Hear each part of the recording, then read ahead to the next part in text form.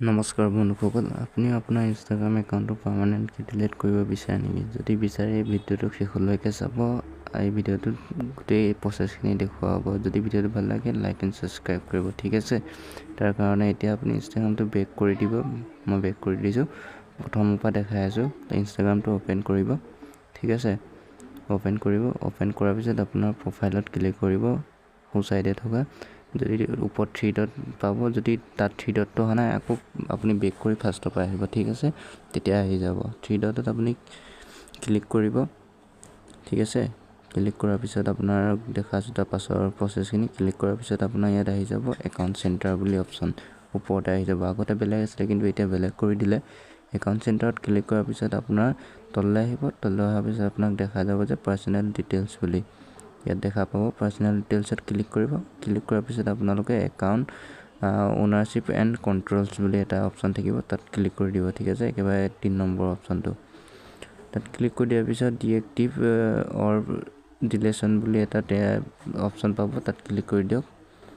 Click কৰি দিয়াৰ পিছত আকৌ প্ৰফাইলত ক্লিক কৰক। আপোনাৰ ইউজাৰ নেমটোত ক্লিক কৰাৰ পিছত ইয়াত দুটা অপশ্যন আহি যাব, ডিএক্টিভ একাউণ্ট আৰু এটা আহি যাব ডিলেট একাউণ্ট পাৰ্মানেণ্টলি। প্ৰথমৰ অপশ্যনটো হৈছে কি আপুনি 2 দিনমানৰ কাৰণে ডিলেট কৰিব পাৰে, আৰু 2 নম্বৰ অপশ্যনটো হৈছে পাৰ্মানেণ্ট ডিলেট। যদি আপুনি ভাবে ভুল কাম কৰি ডিলেট কৰি, তো 30 দিনৰ আগত আপুনি আকৌ ৰিকভাৰ কৰিব পাৰিব। 30 দিনৰ পাছত নহ'লে নোৱাৰিব আপুনি, ঠিক আছে?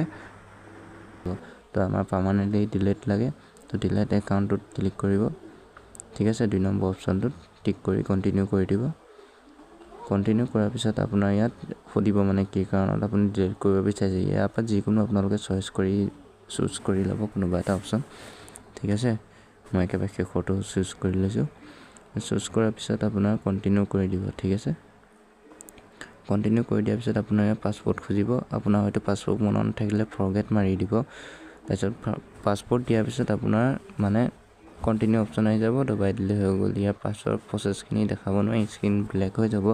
সেইকাৰণে অকল কণ্টিনিউটো আহি যাব। পাছপৰ্ট দিয়াৰ পিছত আপোনালোকে দবাই দিলে হৈ গ'ল, আপোনাৰ পাৰ্মানেণ্ট ডিলিট হৈ যাব, ঠিক আছে? ভিডিঅ'টোত ইমানখিনিয়ে। যদি ভাল লাগে প্লিজ লাইক আৰু ছাবস্ক্ৰাইব কৰি দিব, এটা নাপাহৰিব। আৰু এনেকুৱা ধৰণৰ অসমীয়াৰ টেক ভিডিঅ' পাবলৈ মোৰ চেনেলটো ছাবস্ক্ৰাইব কৰিব।